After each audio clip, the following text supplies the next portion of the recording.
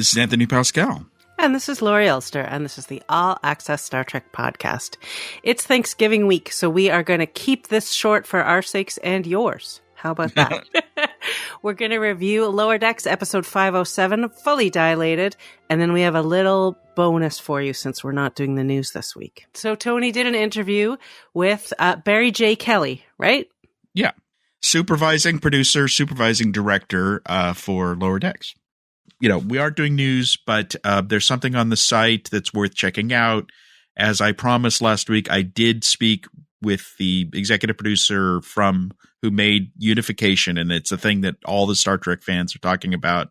And we have a full breakdown. He explains what's going on, what's not going on, and we do, beat by beat. The Unification thing, which is the short film with Kirk and Spock. If you loved it, you're definitely going to want to see this article to find out, to get your questions answered, hopefully.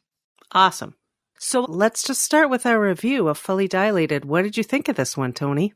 Well, it's just a huge amount of fun. I mean, it's fantastic. It's very funny, but, also just great character stuff. And what can you say? You got Brent Spiner, and so I think this is the first legacy person they've had all season. So they've been pulling their punches, as it were. And then they come out with Brent Spiner, which is pretty cool. Yeah. 7 episodes in. Pretty A-list as far as legacy Star Trek characters go. Absolutely. And I also thought it was like great use of a legacy character. Like he was essential to the story and he was so quintessentially himself. Yeah, I mean, specifically TNG era himself. He was Lieutenant Commander Data on the Enterprise D. And yeah, this is no cameo. He is the guest star, and he's critical to the main plot of this episode, which, resolves around the issue of who's going to get to be the senior science person on the bridge, Tendi or T'Lyn. He helps resolve that little mini crisis as well. So he was great, and I mean, what's interesting, I think, is how well they wrote Data to be that era Data, like season 5, TNG Data, not too early Data where he kind of doesn't understand anything. No, he makes a lot of very astute observations. Yeah, he's definitely more aware of people's emotions and stuff like that, but he still kind of doesn't get certain things. He's still Data, but he's certainly not the more evolved movie Data, and certainly not the entirely new character that he most recently played on Picard. He kind of fell back into it. I mean, he knows what he's doing, but it's been a while since he's been that Data. Like, it probably took a little, to get him into that mind space. And we talk a little bit about that in my interview later with Barry, of like getting Data right and, what it's like even, having Brent Spiner there. Yeah, I thought he did a great job. It's funny because whenever I watch TNG these days, I'm newly struck by just how good Brent Spiner is on it. Like, he's so, because now we know him better and we've seen him do all these other things, but just seeing him as Data, he completely inhabits the character. So this was exactly like that. It was very comforting, even though he was purple. Yes. Because he was from a slightly more purple dimension. Yeah. Why would you choose any other color when purple is available? Right. By the way, when you saw the episode title, Fully Dilated, did you go, oh, that's a play on Fully Functional, or did you? No. I don't think people picked that up, even though it seems like an obvious clue. I mean, it only is once you know. I guess that's true. I don't think it's a clue before you know. I will say that so I loved so many things about this episode, but I also thought there were some weak spots. And yet I would still count it as like an excellent episode. But I thought there were a couple times that they went for like a cheap line that wasn't very good, or some like not the greatest character stuff, like for Boimler and Rutherford, for example. Well, you know what? I was thinking about that myself, and Mariner's storyline as well. There were a lot of cliched elements to both of those. But I almost felt like those were on purpose. They were, they were, making fun of certain things, making fun of themselves. So I guess I didn't hold it against it as much. I mean, the Mariner storyline ends up with literally, it was the friends we made along the way. I mean, it just, which I think she or one of the murderers says, I guess there's a question of, was the episode too meta? I think that's where, this is probably one of the most meta episodes they've ever done, because they just kept on dropping very specific references to past episodes, literally, episode names, which they've done before, like calling something Carbon Creek they mentioned. And yeah. You wonder, like, how does Mariner or Tendi even know the phrase fully functional? Like, that seems... Well, that's one of the lines I just thought wasn't good, actually. This is such a weird word to use, because there were moments that were too cartoony, which is a funny thing to say. But that was one of the lines that I didn't particularly like. Or even, when they see the Purple Enterprise and Mariner says, I wonder if the carpets match the hull. I was like, what? Doesn't add, like, the show is always so funny, and this episode is very funny and chock full of great lines and moments and jokes. So to me, it stands out when they're not as good. Like, my issue, you know what? Let's talk about the things that were great first, because that's more fun.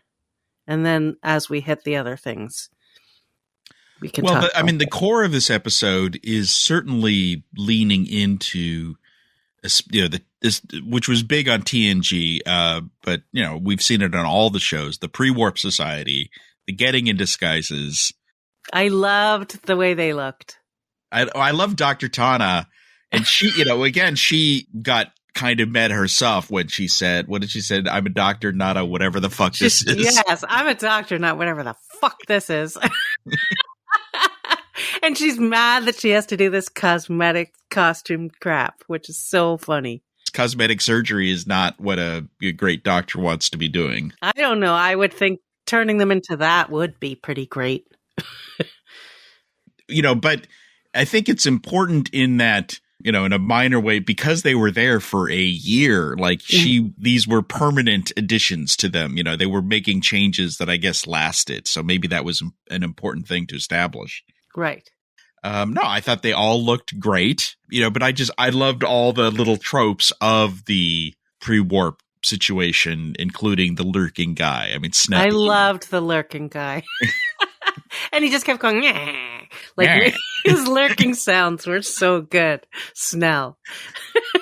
I did, it was interesting in the end when Mariner points out, like, is it kind of fair, like how we ruined this guy's life? And, because I did kind of start feeling bad for him in a little way, and, right. But Data had the sick burn. He's like, no, he was already a loser. So yeah, he was. Yeah, exactly. That was, again, great observation. Yeah. That made it all okay. You're talking about cartoony, but what's interesting is how they wrote Data and how Spiner played him. Think about how Frakes plays Riker is very broad, and they didn't do that. His Data, the only cartoony thing is when he started gnawing on the ropes. That was maybe, but otherwise it was played very straight and I funny. I thought that was funny. Like, I guess cartoony isn't maybe the greatest word for me to use, especially for a show like this. I thought everything Data did was fantastic. The gnawing on the ropes, because he saw Worf do it. I thought was good. Now I was trying to think, was that a specific reference? It might be. Like, is there a moment when Worf gnawed on some ropes? When that happened, I immediately heard in your voice that sentence. Was there? I knew you would ask. I don't know. I feel like I'd remember Worf chewing on ropes. Because there were, that's an Edo situation, or, I was ahead before, like all of these little lines are specific episodes they're referencing. And so it makes you wonder, is that another one? Or was it just a throwaway line, Just a fun dig at Worf and his teeth. Exactly.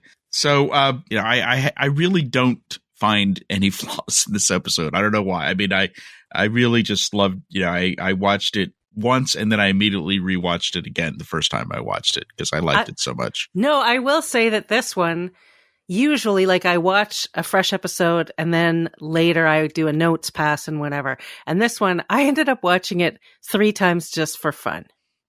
It's like, great. I just kept watching it again. because I enjoyed it so much. So my tiny complaints actually I wish that they didn't have those things, but I still think it's a stellar, rewatchable, excellent episode. But I did think, like, Boimler and Rutherford spilling something on the console and then just staying there and licking it up. Like, I was like, they could go get something. I needed a reason that they couldn't just go find a way to clean it. Cause that's what I meant by they explained it. I mean, the Boimler and Rutherford scenes, I think this is the problem with time dilation. They all take place in a 15-second period, basically. Right. So they knew that if they left the room and came back, that they would be left on that planet for years. Like they had no time to do anything but wipe up the console and then lick up the console. And then it smelled like what's the guy's? Yeah, Lundy? The guy who was, yeah. And they were drinking, what were they? They were drinking, I've had the thing that they're drinking, and it is a gross cocktail because it's like got like all sorts of weird stuff in it. It's a Mexican cocktail, I think. And it had ostentatious skewers, according to T'Lyn. Another, and another subtle thing of how Boimler is, and I did like Mariner calling him out to saying that he's stealing someone else's vibe, which I thought was a good burn. And now they both are. Right, because he's growing a beard. Yeah, a better beard. A much better, yeah. So they're both stealing from the pad now. I still feel like that's going to come back to bite them in the end. Of course it is. They keep bringing it up. I thought that was great because, again, I thought they were trying to make the point of how, wasn't it like 1 second equals a week? A week, yeah. They were in there for, was it 2 years or 1 year? I thought it was 1 year. Okay, so that was 52. So that whole thing with Boimler was 52 seconds, if you take that literally. Yeah, I expected them to have, maybe if they'd said it, go get something. We can't just reiterate it. It would have been I think it would have hammered the point home a little better. And all just right. Like Tendi, like it took me a while because I was like, why is Tendi acting like this? It's so unlike her. And then near the end, she says, oh, it's from all the time she spent on Orion. And I almost wished that had been in there sooner or in one of the previous episodes. Just something about how she was still affected by it. Because the first time I watched it, I kept going, why is that so out of character for her? I think it was the isolation. The weird thing is that there's supposed to be a girls' trip, right? But then they had no camaraderie, which T'Lyn, ironically, was the only one trying to create camaraderie. Mariner was on her own journey, spent most of the time in jail. She was trying to have a good probe life. Right. She was trying to recreate the inner light. Tendi hid herself, but like Tendi started off fine, just a little competitive, and she kind of slowly descended into madness because of her isolation. And I kind of, again, it's such a short episode, it's hard to make that, but these are, weeks are going by as she's getting, and she's not getting any sleep. Once she stopped sleeping, it made total sense. But it took her a while to stop sleeping. It was because early on she was already being weird about it, and it just wasn't her. But it does make sense if it's sort of the leftover of where she's been, where she spent all this time before too, combined with, all the isolation and all that stuff. Yeah, and her initial thought was, let the best person win, and then slowly but surely she was resentful and angry. Yeah, well, I mean, even when she said let the best person win, she brought up how much she wanted it. Yes. In the same sentence. But I loved that, that T'Lyn judged herself for Tendi's reaction. Right. Well, because she didn't pick up on the cues, and she realized communication's an important thing, and took herself out of the running. I thought it was an interesting thing when she said, I was banished. You chose Starfleet. I was banished to Starfleet, so I need to deal with my past. I feel like that's been kind of an interesting thing of, T'Lyn still is a provisioner or what. She wears the weird thing, kind of like the Maquis wore, where she's not technically in Starfleet. Yeah, she mentioned going back. Well, I think her journey has to end with her joining Starfleet officially or going back. But she's she said, I can't go back until I've figured this out. Yeah. So she's got some unfinished business. but it didn't get in the way of her sharing the job in the end, which would, we kind of knew that was coming, that they were both going to get the job. Yeah. Or neither. Like, I thought like they were going to give it to like, some other random crew person, and neither of them, it was going to get the job, and that was going to be that. But the T'Lyn story was interesting in that I thought there was a bit of a weakness. Maybe, I don't know, weakness is not the right word, but it was kind of a repeat of the situation she had with Rutherford, where there was this miscommunication while she was trying, or it shows that she kind of can get herself into trouble when she's trying to be friends, but it's not working, so all of her attempts, I don't know how, but her attempts to build her agricultural empire, she said, was to build camaraderie, but she never actually went to Tendi and said, why don't we? Well, I guess she did. She did. She kept saying, do you want to come? Do you want to go do this? Do you want to do this? That's true. You've been spending too much time alone. And then Data said, oh, she seems concerned about you. Yeah, he picked up on it. Yeah, he got it. Yeah, so they, and she wasn't violating the Prime Directive because she was just making their curls better and giving them bouncy hair, which I thought was. The hair was great. Mariner. A Mariner story I thought was really funny, and I love that she wanted a good probe life, and that was her take on it, which seemed to fit. But I thought that her putting out the fire was very old Mariner.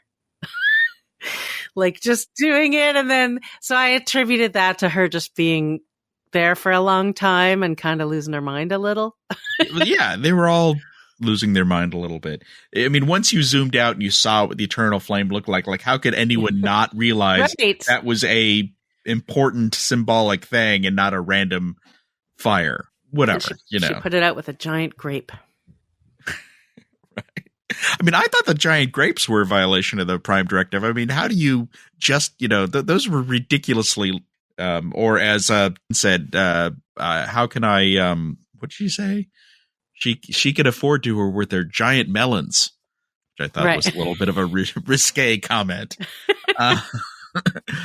No, and putting a face on the grape and putting it in the bag was such a perfect combination of Tendi and T'Lyn and the fruits of their labors. Yes. That was so good. I mean, the irony here is that, and Data mentions this, what Tendi did, she kind of totally Spock in the City on the Edge of Forever when she got Data running was pretty impressive. And she with even a hand crank. Yeah. Well, first the hand crank, then she built like a portable battery pack, and she was building a transporter. Yeah. She was doing some pretty impressive science. I would say more impressive than what, the giant melons. Well, T'Lyn was being very practical because she made them a lot of money by giving everybody beautiful hair. Yeah. Now, what we didn't see, but we could only assume, is that before they left town, they destroyed the transporter and all the equipment that she had up in her like Dr. Frankenstein attic up there, because she built a lot of cool technology. Yeah. I will say, when they got back, again, the first thing Tendi did was yell at Boimler and Rutherford, like, what the hell happened? And again, I just felt like that's not our Tendi. That's certainly more of a Mariner thing to do. Yes. But she was still working on no sleep, and, she was tweaked. She was.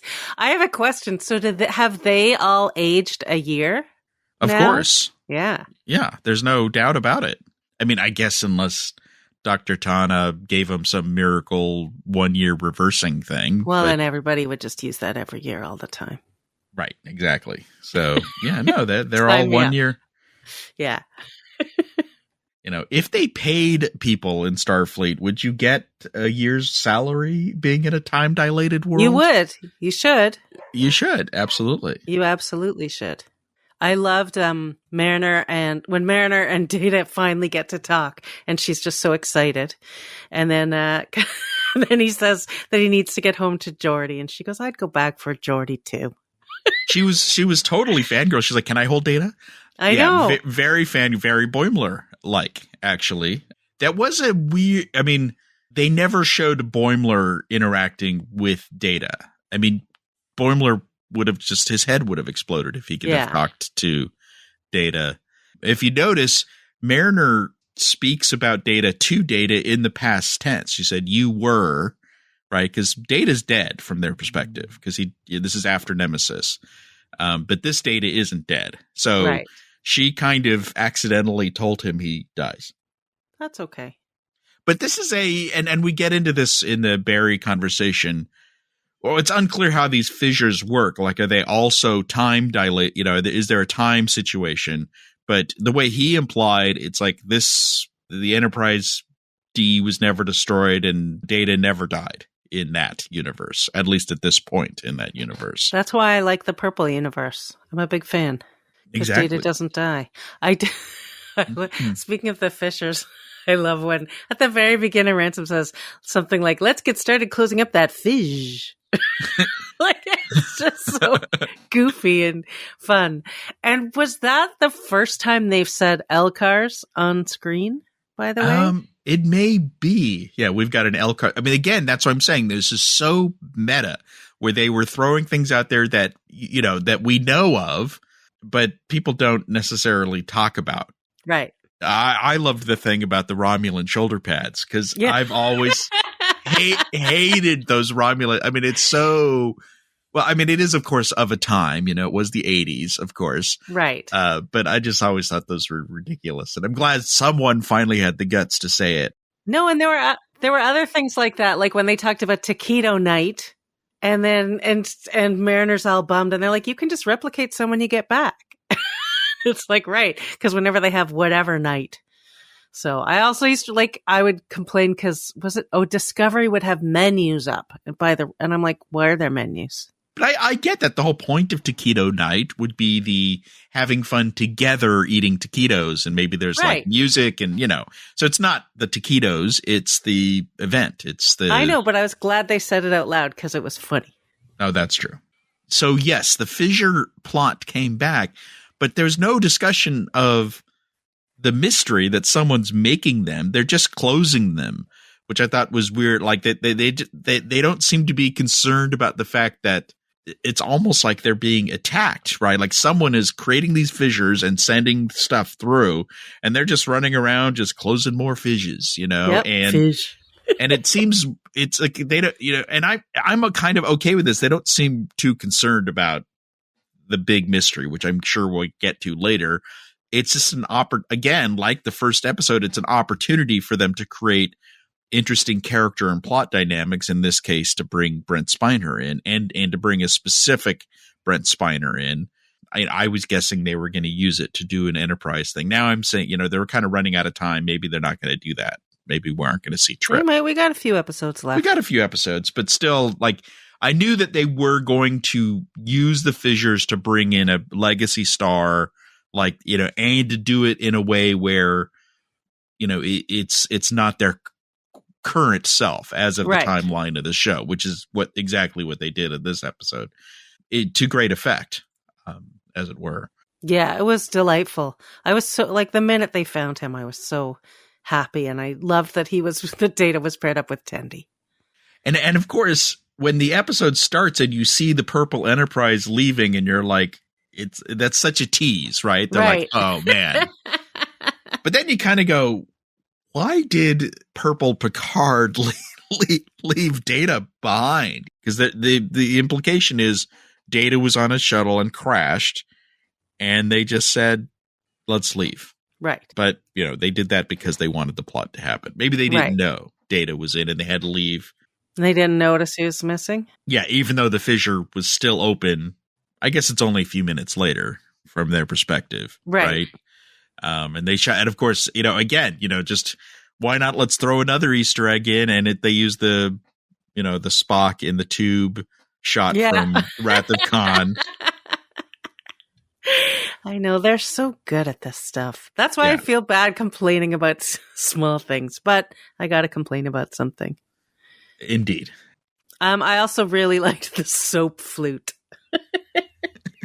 It held together pretty well after being thrown around, so that's some pretty sturdy soap. They can use that for their tagline. That's Indeed. Some pretty sturdy soap. Yeah, that's all I've got for this episode. Yeah, I found it mostly delightful. Just a few moments that kind of took me out, but that's it. Well, so let's play your interview with Barry J. Kelly. So this was a big week for you guys. You brought in Brent Spiner. Oh my God. Oh my gosh. Yes. So, when every once in a while you guys pull out a big gun, big legacy star. Is it just another week for you guys, or does it change how you're doing everything, from top to bottom, or is it just another week around the office? Usually at the script phase. Like I always say, like, oh, I read the script and then I'm like, oh wow, this episode's super fun. I'm like, oh crap, now I gotta make it. So it becomes like the same. It's always there's always like a challenge in every episode. There's always something that's like either not clear or it's going to be super hard to make. Like maybe it has a really ambitious car chase or something like that, or it's just like a weird concept that isn't really figured out in the script. And the challenge in this one is making sure Brent Spiner feels like authentic and genuine as Data should feel.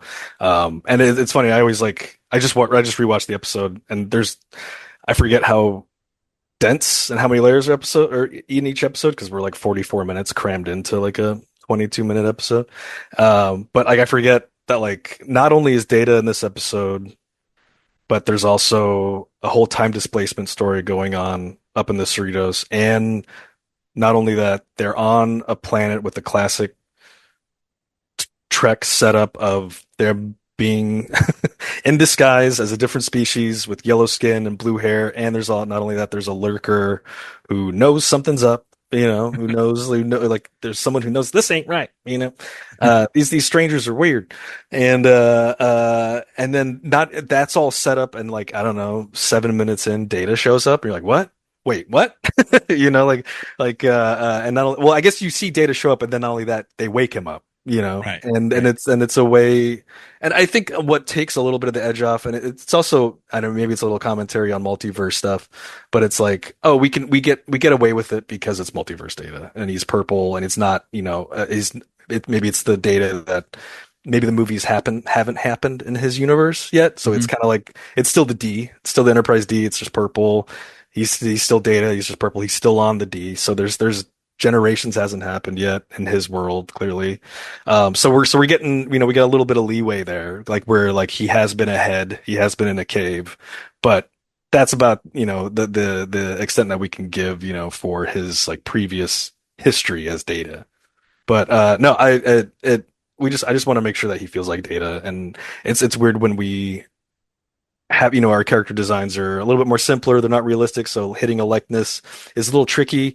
We just wanted to make sure he feels like Data. Like a late, adjustment to his design was like we had dark eyebrows on him, and his eyebrows are usually painted, closer to the skin color. And we're like, why doesn't it feel like Data? And once we lightened up the eyebrows, like, oh, it's Data. There we go. And it's little things like that. And he's a little bit like a Vulcan in that respect, where like he shouldn't emote. And like sometimes the animators go crazy. I mean, he's a head.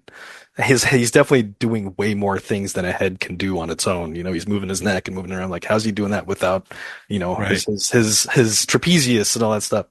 But yeah, just trying to like subdue him and make him feel a little bit, nonplussed about in his face about what he's saying and how he reacts, just to make him feel like a little bit more like a robot. How does one go about directing Brent Spiner as Data? He knows the character better than any of you guys, no offense. Yeah. But you guys, it is kind of your version of Data because it's purple Data and there's Frakes has kind of grasped how, Riker's not the same Riker really. There's a special lower decks Riker. He kind of really nails that well, and he's talked about that. So how do you guide someone who knows a character so well to say, well, you're Data, but what is that tricky? Yeah, I mean, like I just like what I was just describing was more like for the animators and the acting to do on the art side of things. But when we have a legacy cast, Mike comes in and he'll make sure that they're taken care of, and he wants to come in and make sure that we get the genuine feel. And there was a lot of times where if maybe a line doesn't feel Data enough, like we'll just ask Brent. Like we're like, what's like, like if a thing is, he maybe if we wrote interesting or fascinating, maybe he should say curious, like he should do a little bit more of a dataism, like that's a big thing with trying to get the genuine feel of the characters. Like maybe this line's a little clunky, or maybe it's not right. Like what if you were to forget what the actual words written, like how would you respond as Data? And Right. that came up plenty during the record. And yeah, sometimes it's just literally just like rearranging some words. I don't know if like there was like I always think about James Cameron and Arnold Schwarzenegger, like I will be back, or what was he say? I'll be back versus I will be back. Like why Right. would a robot contract? Like why would they do that? But I think just having him in the booth, he's a pro. So Right. he came in and just did it. I think the writers, in the script, he felt like Data to me. Like and it's also in how he reacts and how Mariner's kind of, fangirling out about him a little bit. Like that's such a Data thing to say, like that's a good line that sounds like that helps add to like someone in their world reacting to a real Data that we'd be fanboying or fangirling out about. But no, it's just asking him what what he Right. thinks Data would do, because he can just switch it on, and he just kind of like it's like he was it's like we're back 20 years ago with him. Exactly. So we spoke last year, like I think early season 4, but you had already started seeing scripts for season 5, and you were like, "This is funny, but I don't know how the hell I'm going to do this." But you weren't specific. So, what are some of the things that you saw coming down the road for season 5? Like I'm thinking, was it Starbase 80? Like, what was the thing that you're like, "Oh my god, how are we going to do this?" Um, some of it was like making, I think it's maybe alternate universe stuff with like a Fisher that's not, Mirrorverse is different. The Mirrorverse is its own universe, right? Right. An alternate dimension, and just trying to make like a concept that is applies itself to alternate dimensions, but is not just like a wormhole, like things like that. And like I might have been, I'm trying to think what I was in. I might have been in, or I might have been like, how the fuck am I gonna make orbs and cubes talk and fight, and at the same time show that an Olympian god is now a part of the crew, and how do I make her lightning bolts limp and lame? Like Right. there's like in every episode there's always like some concept of like, I hope this comes through.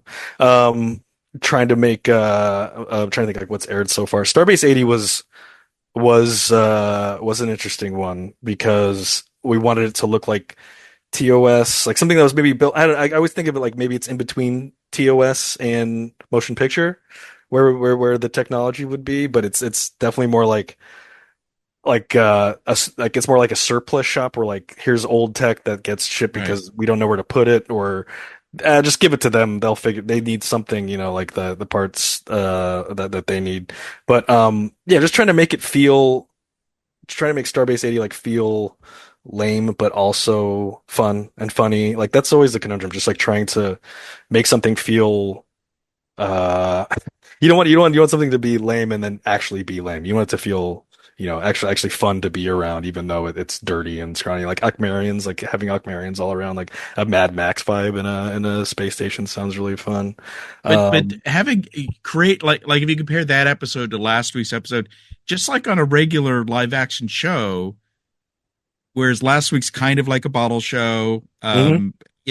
it does take more time, energy, money, etc. to make like Starbase 80. You had everything was new characters, new sets. Is it that? But like, is it kind of like going on location? And that like a live action show where it Totally. is a lot of effort, as it were, That's compared a good to no, that's a good observation. It's because it's where there's benefits and pluses to both, in that we get to make something from scratch that's new, and that it's only self-contained in its own episode, and like it's not like I'm having to, like, oh no, we accidentally used like a wrong hallway from a different from a different Cerritos, or we accidentally had the Mirrorverse Cerritos in a hallway, or like, Pip's problems. right, Anytime we get to do something brand new, like for instance, like the 504, the Klingon episode, where it's pretty much entirely on a whole new set and a whole new location. It's more of a gauntlet for our designers and stuff, where they can't reuse. So we're always hoping that a bottle episode like Orbs versus Cubes kind of offsets, right, the demands of like a higher design heavy episode, which like, but the thing is, there's plus and minuses to both in that, oh, the Klingon episode, the Starbase 80 episode were heavy on the design side, but then Orbs versus Cubes was more heavier, surprisingly, on the animation side, even though they're just orbs and cubes who don't emote. Scales get weird, and they're always moving. They're always moving. They're flashing. Like and they're lip synced with glows. They don't have voices, but they have glows. And like sometimes it's actually the comp department to do that glow and effects, all that effect stuff. So it's like, oh, so what wasn't heavy for design on this episode is actually a lot harder for animation or composite. So stuff does kind of offset itself in a weird way. Well, we're running out of time, and I just want, like, Mike teased that the finale is, I think he called it supersized. Like, you know, so is it like on a whole other scale that you've never done before? Is it twice as long? I mean, what can you tell us about what that really means? I'll say yes. No, but like, I mean, in previous seasons, like, the penultimate episode and the finale kind of like go hand in hand. They kind of lead into one another, and that's no different here. And both are pretty dang big. And the scope of the finale, I think we found out that it was going to be the final season when we were boarding it, so there was some consideration put into it that like maybe this is the last episode, and I hope it's not. I hope that, you know, there's some form of these characters live on somewhere, you know, like, you know, I repeat myself in saying this a lot about every show that ends, or it's like, hopefully it's not goodbye forever, it's goodbye for now. And we'll see, you know, it's Star Trek.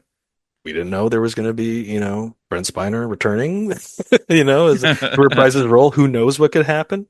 But it's a pretty insane finale. Like, even in this 507 episode, I forget how many layers of concepts we have going on. The time displacement, Marge Simpson colored palette characters on another planet with, you know, giraffe ossicone horns and stuff. And there's when I think about the finale, which had just wrapped like 2 weeks ago, finally finished it. It's done. It's going to print. When I rewatch it, I'm like, this is a big long episode. This is like, I'm like, I forget. Like, it's like, and when I'm watching the episode, I forget many things happen almost. I'm like, oh yeah, this happens. Oh yeah, this happens too. Oh gosh, you know, like it is literally longer then. Yes. So yeah. I mean, I think if you look at the trends of our finales, all of them are longer. Right. I think season 3 might have the longest one at this point. But yeah, if you look at all of them, they're all like, you know, usually we're falling into the 22, 23 minute range. And like, I think if you were to go from season 1, you'll see it go from like 25 to 26, 27, 20. I want to say last seasons or the seasons before was almost 30. Like, if you look at the trend, like, they're big. They get, and I think 9 and 10 on every season is all substantially more. And that's like, and saying something's like 4 minutes, 5 minutes, like that's a lot. That's actually a lot for animation wise. Like an act of an episode is like 6-7 minutes sometimes, 7-8. So like it's no joke when something's, you know, just a few minutes longer. Like a minute animation is a hard enough to make. So 22 is still a lot, and then like just an extra act of a show is like 100 shots. Like we're regularly like 300 to 400 shots a show. Times that by 10, 3,000, 4,000 shots a season, you know, like adding another 100 is a substantial amount. It's like, you know, it's a whole crew's worth of work, you know, for like a week or something like that, you know, like a week or two. So, which is expensive. It can be, you know, a decent amount of, labor, which, hopefully you all see that the love is in the labor in this finale, because it's pretty fantastic, and I'm excited for you to see it. I can't wait. We'll have to have you back, like on the podcast when the show's over, and you know we could just talk forever. Yeah. All right. Love to. Have a good one. Thanks, Tony. Bye. Bye. You know, it's great to talk to Barry again, and you know, I just love talking to behind the scenes people. I only wish I had more time with him, so hopefully we can have him back, because I had a lot more questions. Yeah, I'd like to have him on for a whole episode once the whole series is done. But certainly the finale sounds interesting. Although I think the sense we got from that is supersize is not like, it's not going to be 40 minutes long. It sounds like it's like 2 minutes longer. Right. but he made the point, like you add 4 minutes to an episode. That's actually a big deal from an animation perspective. It is. Yeah. No, of course it is. But it still sounds, both of the final 2 episodes sound pretty exciting. And before we go, we just want to say happy Thanksgiving, everyone. Yeah, happy Thanksgiving, everybody. Even if you're not in America and you're not celebrating Thanksgiving, happy Thanksgiving. Because it's a nice holiday. And get like a turkey sandwich, just to, Or just be grateful for something. Yeah, exactly. There you go. All right, so that's it for the week, but we will see you next week with a brand new episode of Lower Decks and all the news. Goodbye.